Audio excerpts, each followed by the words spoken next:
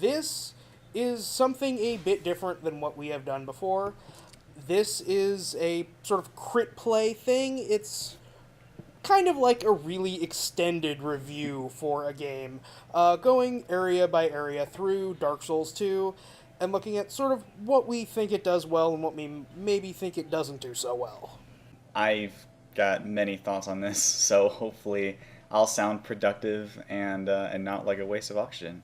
So this is Woody here, and then Kai. Mm-hmm. So introduce, he has not been on anything on here before, but he is a very intelligent person. Oh, thank you.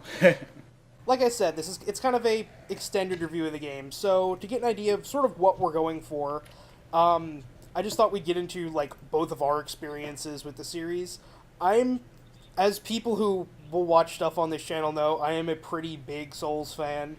I played Demon Souls the first day it came out, got it. Dark Souls first day it came out, got it. Dark Souls 2 first day it came out. I have played those games an obscene amount of time with a ton of different character permutations and builds, pretty much everything you can think of.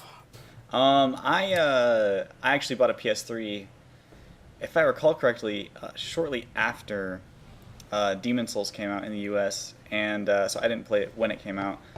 It was a little bit later because I got my PS3 with like Uncharted 2, I think, and yeah, I think that's about a month difference. Yeah, and actually someone on NGG, Gaming Pal Password, he actually bought Demon Souls, and I think he was fighting one of the bosses, and the doorbell rang, so he had to leave the game to go answer the door, but he couldn't pause, or at least at the time when he played it, it wasn't made clear that if you just go into the menu and quit the game, it'll kind of like record your progress. So like when you resume, it's like pausing.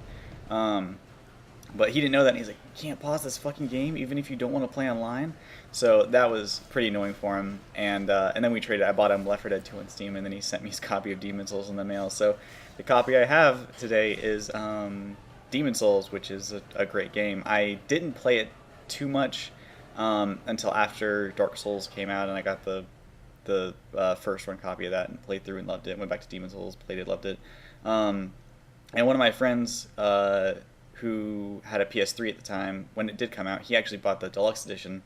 And a couple of years ago, he gave me his deluxe edition packaging with the strategy / art book, which was pretty cool. So I have that now, thanks to him. Yeah, that's for Demon Souls. I did not have the deluxe edition pre-order, but I happened to know the guy who worked at GameStop, and he upgraded me for free the day I got it. That's pretty awesome. And so, people say all GameStop is terrible. that was pretty good. It's not. And probably helped me get into it a lot because it came with the guide, so... Right, yeah. I had a little bit of a leg up. Yeah, so I think the guide, if I recall correctly, it informs you to pick Royal, so you can face roll like the first third of the game. So, you know. Anyway, so yeah, we're covering Dark Souls 2 with this. We're both pretty big fans. I've played quite a bit of Dark Souls 2, thanks to the magic of editing. I have played a lot more than what you see my comments on like the LP videos that I've done for it. Beaten it several times, done New Game Plus with several different characters now. And liking it, it's a good game. I think it's got some problems compared to the other two. I would agree. I've said this a few times, but I think that Dark Souls 2 is a game that is made with better rationale and probably a better design document, but is made with less talent, which I think is especially true if you look at the size of the teams. I think shortly after the game was announced, they said that the dev team was like twice as large as the first Dark Souls, so you have twice as many chef hands in the pot.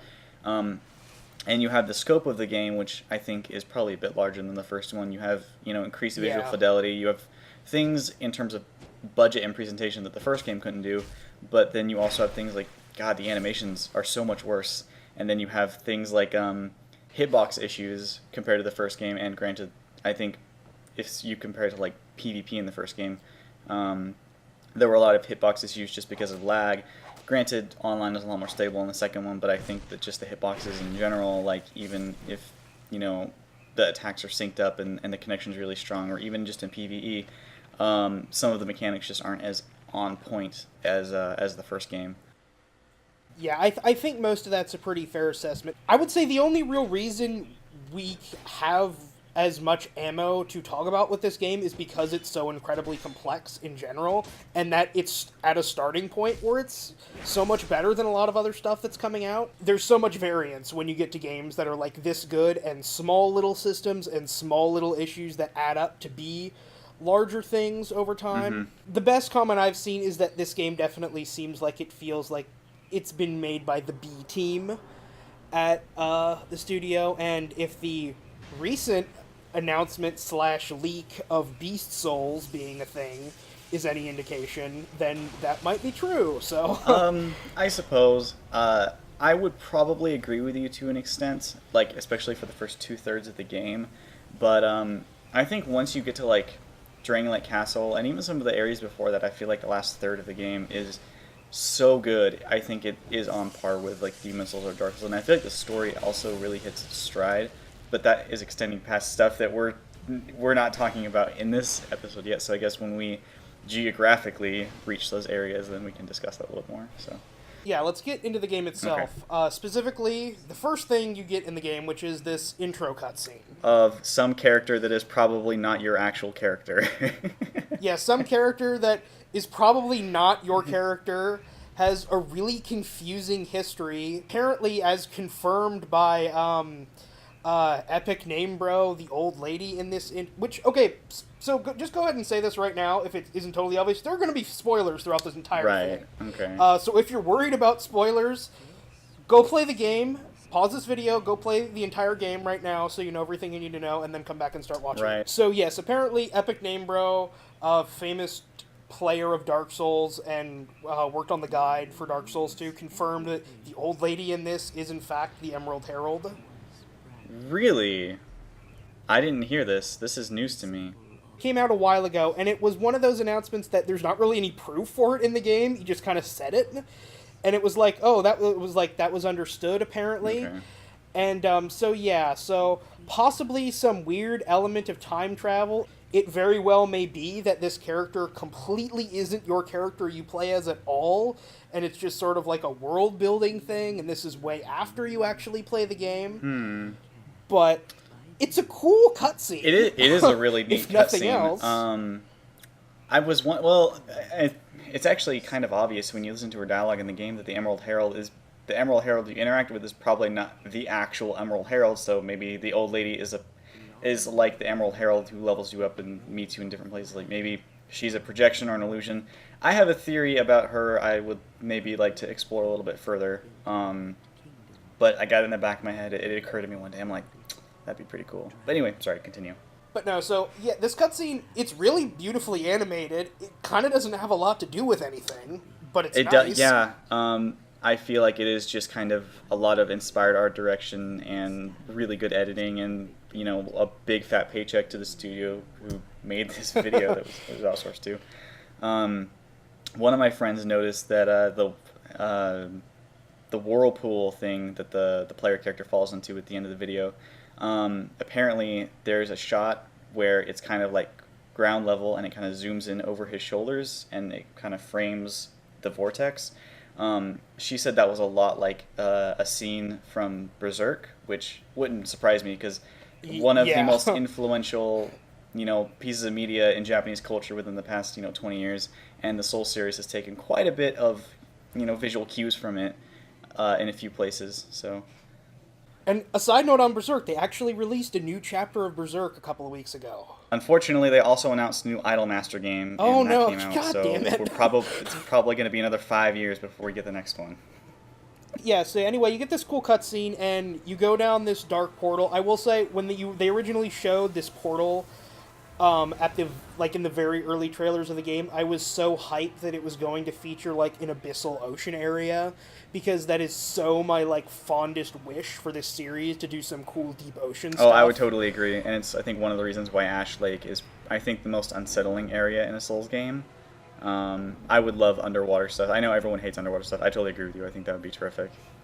So yeah, you do that, and then you end up in things Betwixt, in your little stone gazebo of shame, or torment, or abandonment, or whatever you want to call it. It actually looks a bit like one of the shrines or ritual things that are used to transport you to the dark chasm of old.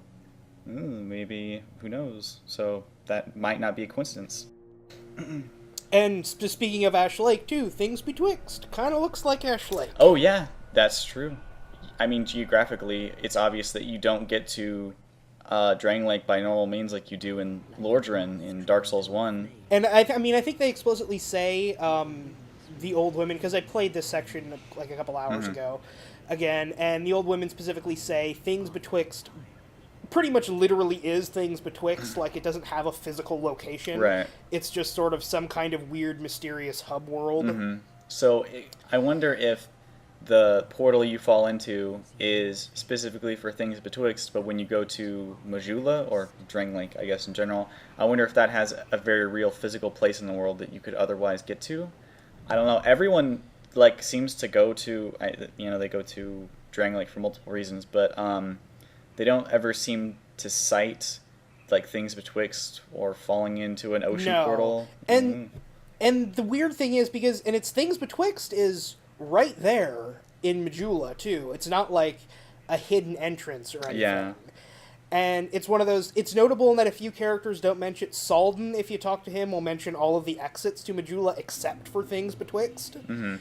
And so there might be some kind of implication that you go there because you're fated to go there, and you're the only person who realizes Things Betwixt exists. Your character, I mean, at least. Yeah, I think that the player character, at least in regards to other characters of the game, I mean, the Emerald Herald will mention like King Vendrick and Nishandra, but of the supporting cast, I don't think she acknowledges anyone else, and no one else in Majula acknowledges her.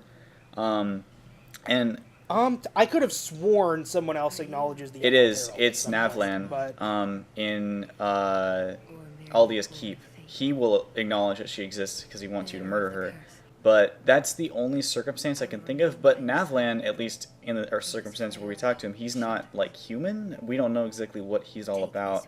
But I think that her maybe having a connection to Things Betwixt, especially if she is in some way related to the old woman in the intro who leads you there, that seems pretty likely. So, Things Betwixt itself, you do this first little section where you play your character without creating them yet, and it's really weird. I don't really like that. I don't like it either. It's anachronistic as hell, mainly because I guess you could bypass the skin color thing because your character's like a zombie, but you can take off all their armor and they're obviously male. Oh, yeah. And they obviously have like a certain hairstyle or something like that. Well, and if you attack the little like monkey dog things, I cannot remember what they are called. Kobolds. All your voice clips are male. Oh, and, yeah. It just I could see if it was like your character was like completely gender neutral, and I actually think that would be a cool twist on that. Like if you had an androgynous form as undead, maybe even during the game when you're completely hollow, you can't even tell what you originally were at all.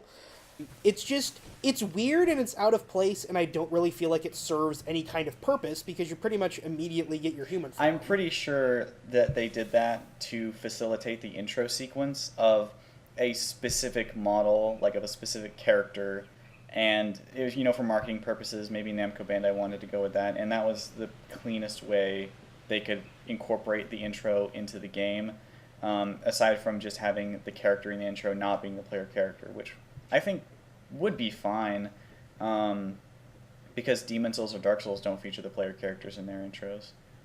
You get into your cabin and you have your conversation with your firekeepers. All of these firekeepers have names, too. I do not remember what they are. I think they're in the strategy guide, aren't they? They're not characters that are from Dark Souls 1, though, if I recall. No, they're not really specific characters either. They're just kind of one person. Like, you can talk to them later, and I think the only one who actually says anything to you is sort of the leader. Oh, yeah, she also... Who will change your you stats. can respec with her. So you get into there and you have this whole conversation, and it's a very meta conversation, and they started it with Dark Souls of tying in sort of hollowing as a mirror to the player playing the game, and that dying repeatedly and going insane and just going so insane you become hollow forever is such a perfect mirror to the player getting really pissed at a section after they die repeatedly and just turning the game off. Yeah, rage quitting. Yeah, I totally agree. And they pretty much explicitly acknowledge that in this conversation about how you will lose your souls over and over again. Yeah, it was a little self-indulgent, but I think maybe for folks that aren't as familiar with the series, it does kind of set them up because I remember who was it? Someone who was in charge of localization or publication for titles in Sony who played Demon Souls went in with the wrong mindset and thought the game was horrible, and then was like, okay, Atlas, you can publish this because there's no success to be had in this, and the game sells 500,000 copies with no marketing. Yeah, I think that kind of intro, setting the player up for failure in a way, is a good way to temper someone's expectations for how to proceed and kind of how to play the game. So After the whole conversation here, you name yourself, you get into the character creation thing.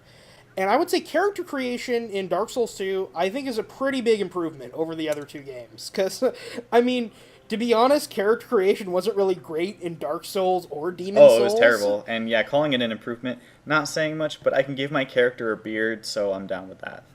I'd say it's pretty good. My character doesn't look like a marshmallow person anymore. You can do, like, more discernible details for, like, different races and stuff without them looking hilariously racist, which it's a nice touch. It's still really overcomplicated for what it is. It's kind of one of those things I almost wish they would just simplify it and say, okay, here's 20 pre-made male faces. Yeah. And you can, like, have a few different beards and a few different hairstyles and change colors. Yeah, maybe if you want to have the options after selecting a few different solid pre-builds. I think that, like, I don't know if you've played this, but, like, Dragon's Dogma has an outstanding character creation. Yeah, Dragon's Dogma is really... I've played the character creator of Dragon's Dogma, and that's about it. Oh, okay, well, yeah, that's really cool because you have this really, like, specifically built character you have, and I love that because if you do it right, your character looks like they're a character in the game world. They don't look anachronistic. Like, if you build a character in Soul Calibur, you know, they probably won't look as convincing in design as the characters that are part of the normal roster. But in Dragon's Dogma, like, I made a character that I felt was like a chameleon with the game world, and seeing her in cutscenes, I'm like, that's awesome. There's one character in particular that I am incredibly proud of for Dark Souls 2 that I don't think I'm ever going to make one I like more. My build I was going for was a, like, poison assassin wielding guy, so I'm doing Mytha's Dagger and Manslayer. That's awesome. And dual wielding them, and I got like this sort of skeezy bandit with, like, yellow eyes and sickly green looking skin. Good. And you deck him out in, like, the proper hoods and everything, and it's like, it's perfect. That's really awesome. And I really like character creation systems where you can get that. And what the Souls series definitely gets credit for is I love doing armor mixing and matching and finding armor sets that, like, they go together perfectly despite being, like, 5 different pieces of armor or whatever. Oh, absolutely. I totally agree. You know, get your fashion souls going. Yes, definitely. They kind of fall into doing, like, a little too much anime hair. Like, I feel like half of the male hairstyles are crazy anime styles that I would never use for anything. Right. Or, like, might use for one specific thing.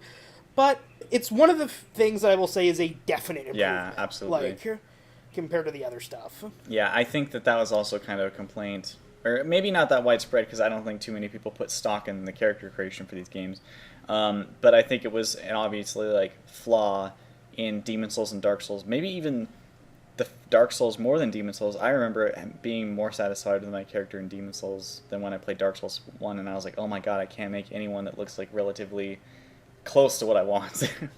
No, I remember there was a guide that went around that was just an image for a while that was like, here's 4 or 5 really good faces, and these are all the exact things you need to settle your bars to make them look decent. Yeah. Man, that's unfortunate. Of course, you can also just randomize 50,000 times and create, like, a monster, which is great. Oh, yeah, create your horrible monster face. No, I gotta make every character look like somebody. Everybody has to have, like, at least some modicum of a backstory of, like, this dude's a skeezy assassin guy, like the guy I just mentioned, or this guy he's, you know, your stand-up noble paladin, or something like that. There's gotta be a little something there. For some reason, like, when it came to Dark Souls, I never role-played, really. That sounds like something I'd like to do and I have a lot of fun with. Like, in Wasteland 2, it was kind of incentivized because you would create, like, actual little paragraph backstories for your characters when you create your party. So yeah, like, I guess, like, thematically, I got more attached to my Wasteland 2 characters. Dark Souls, I'm just some random guy kind of running around doing things. That's kind of how the game's set up your adventures anyway, so... Yeah. Because my thing is, I don't really roleplay in the sense, like, it'll be like, okay, I'm going to make my guy this time is going to use lances and he's going to use a tower shield. So what guy would fit for that? Like, aging soldier captain. So let's try to actually make that character look like something that would work. And it's one of those, 10 minutes later, I don't care about it. Right, gotcha. But it's important at the time. Yeah. So, after you do your character creation, you get your human effigy for the first time, and you go human, and you can get to explore things betwixt. I do like that there is some stuff you can go backwards out of the house and explore. That's one of those classic little video game reward things that I always really like, of like, go the opposite way that you're supposed to go to when there's treasure. And the item you get from killing the one ogre, the stone ring, is really, really good. So if you can actually manage to kill him as an early on character, good for you, and you get a really good item for it. That's a really, really good early game reward for sure. The structure of things betwixt itself, I really like for a tutorial area. Because outside of that, you have sort of the 3 little trees that are each set up to sort of be a little hub, and each one teaches you something different, but they're also behind fog gates, so you don't have to do them if you don't want to. And I think it's a very self-aware tutorial area that doesn't have to be a tutorial. Yeah, you can bypass it if you want, which I liked. It was a pleasant surprise, too, because I remember reading, I think shortly after the game was announced, I think even before we got gameplay footage, very deceptive gameplay footage, mind you, I think the new producer mentioned that he was thinking of maybe limiting the players' possibilities and actions early on to help new players get like acquainted with the game. And like I thought that was actually the opposite. Like in Dark Souls 1, or you have to play through the tutorial path of the game. You have to, you don't have to read the message, but you have to walk across them. Like the developers are kind of forcing you to play this tutorial section. And then in Dark Souls 2, you can bypass it entirely. The player might not really know what those fog gates are. They might be scared of it. Like, what's that? And then they just progress past it, and now they know how to play the fucking game. So yeah, and I like, things betwixt, it's that nice tutorial area. Couple of things that I would say I noticed going through here the first time. Jump controls in this game, better, easily. I really like how they handled jumping in this compared to Dark Souls. Yeah, it's way tighter. You don't have to be in as much of a sprint to do a jump. You can almost do it from a standing position. And it's just the ease of use compared to Dark Souls 1, because Dark Souls 1, the weird thing about how it's like the same button to jump at the same time, and now it's actually 2 different buttons. So you can running, and then you click your stick in, and that's a jump, instead of running and tapping the same button while you're still in your running animation. And it makes it more precise and usable. Also in things betwixt, you get Dinah and Tilo, the crow merchants that you get for this game, which you can trade stuff with. I'm kind of iffy about how they changed the system. I like the trading specific items for specific items. Yeah. In Dark Souls and Demon Souls. Yeah, I kind of agree. On my first playthrough on Xbox 360, I started with a petrified something because I'm like, oh, the game's not going to tell me what this does. Well, obviously I'm picking it. And then my friend, he was peeking in the strat guide and was telling me things like, oh yeah, you can take it to the crows and you drop that and like smooth and silky stones and they give you good stuff. And like on my first playthrough, like even I didn't find nearly everything in the game, but just with the scant amount of the one petrified something and some smooth and silky stones, I got 2 old whips, I got 2 of the demon hammers, I got 2 channeler's tridents, and I could even power stance them, which is really cool. And I made gifs of that. And I was like, oh man, that's bitchin'. And then, so far, I'm at the end of my New Game Plus on Dark Souls 2, and I found way more smooth and silky stones, and several more petrified somethings, and I don't have an old whip, or a channeler's trident, or a great demon hammer yet. I just got, like, disposable shit, and I'm really annoyed with that. My thing was, I got petrified something for my first game because I'm like, oh, this has got to be this game's version of the pendant. And even if it does nothing, I still want to have my first character use it. Yeah, I think it would have been nice if maybe some items would give you like a random chance, so maybe early on you could get the whip, if you were lucky enough. But I think there should also be items that guarantee you get that in some way too. Yeah, because I did it because one of my other characters I have done is I did a Castlevania run. And so I want the old whip for my weapon. And so to do that run, I started a new game about 20 times in a row with petrified something each time until I actually got the old whip as the draw. Oh, good. That's about as fun as you think it is. And it's one of those I got it and played that file for about 2 hours, and then I didn't do anything else Oh with it. man, you probably spent longer just resetting the I game. spent more time getting Yeah. the whip than I did playing the character. And I don't know, I liked and this is getting into one of my larger issues I have with this game, in that I liked how you could trade items with the crows for specific upgrade items, because it let you get some stuff earlier on that you might not necessarily have access to, like Twinkling Titanite chunks, and that sort of thing. And it was a nice way to allow that without making the game too easy. Because I sort of feel like there's two games for Dark Souls being made.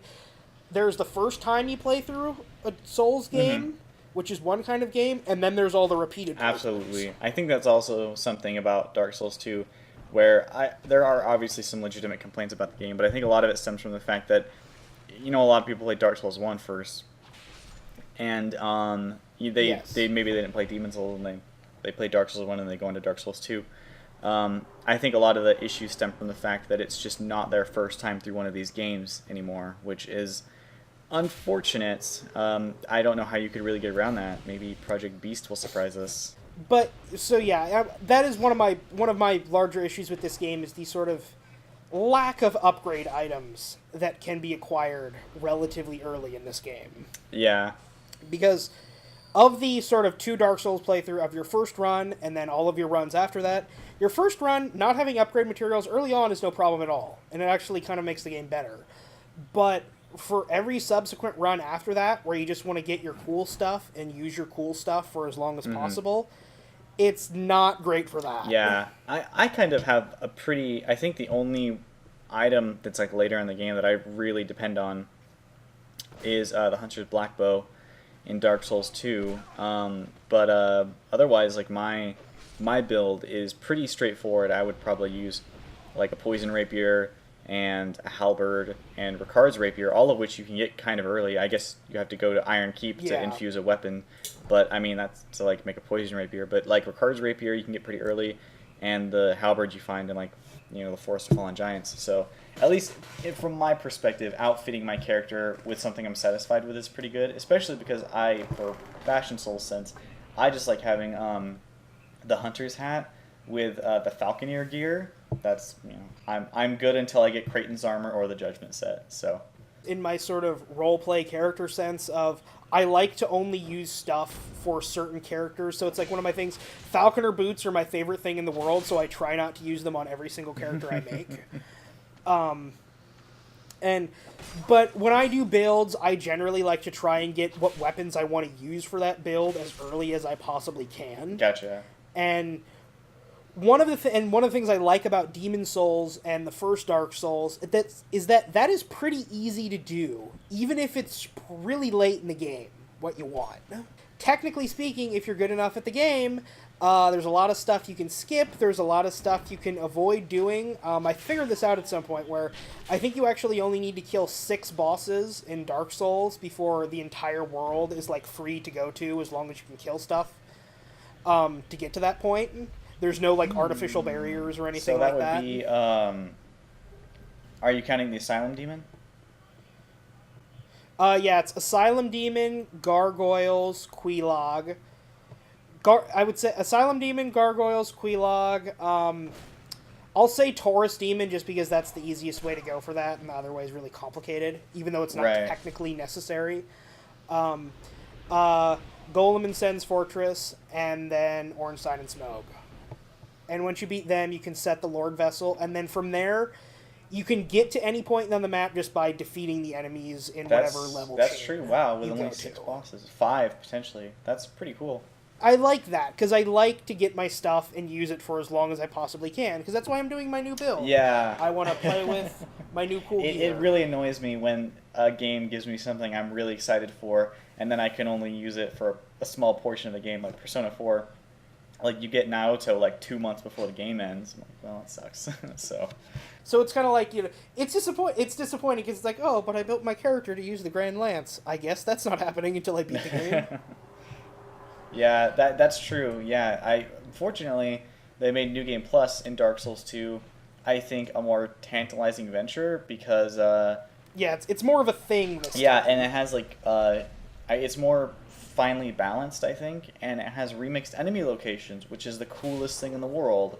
That makes it a lot more exciting for a repeated playthrough, I think. Last thing I wanted to talk about in Things Betwixt is, of course, the gender change coffin. Oh yeah, The coffin of gender which reassignment. if you are in full armor, you wouldn't even notice that's what it does until you start hearing like the grunts and screams of your character. Yes, this Yeah. is true. And this is what happened to me the first time I played the game. I was wearing full armor from pretty early on, and I had remembered that section in that thing on the beach. The ogres killed me. That was actually the first time I died, was to those ogres on the beach. And ogres killed me, and I said, okay, I gotta come back and check out this coffin later in the game, when I can kill these guys. Came back, killed the ogres. Okay, cool. Used the coffin, did not notice anything. Right. Played for several more hours without noticing anything because I was wearing full armor. So I couldn't tell that I was no longer a man. And it was one of those, but I would hear my character get hit, and I'm like, my character sounds weird. And I just kept thinking, oh, it's just a voice change because I guess I'm hollow or something. So they change your voice a little bit. And I played like that for about 10 hours before I actually took off the armor, and I'm like, wait, I did not start this game as a female character. And so I looked it up, and I'm like, oh, that's what that thing does in Things Betwixt. It changed your gender. So I went back and changed my gender back to male of what I started with, and upon doing so realized that I had played for so long as a female character, I was too used to, like, the movements and the move animations to not do that. Like, it was too weird of a change, so I switched back. If say you create a male character, you go female, and then you switch back to male, do you still have all your created character specifications from the beginning of the game? Yes, it's back to your original character. Okay, that's cool. Because I think what it does is it keeps your same stats. All for females, I think it removes facial hair, and it just gives you the same hairstyle on the grid for whatever the opposite Gotcha. is. Okay, that's cool. And so yeah, that's the story of my slightly gender confused first Dark Souls character, who decided being a woman was a strategic advantage. I like that they have those interesting like little secrets or bizarre things in the very beginning of the game too. Yeah. So I said I would have kind of liked it, and it would have been cool had that section the coffin allowed you to just completely do your character over again. That's kind of what I had expected when I first told of it. I was like, oh, can you like change your appearance or at least your hairstyle or something? That'd be kind of unique. Yeah, it'd be a neat little twist. I feel like not enough games necessarily do that.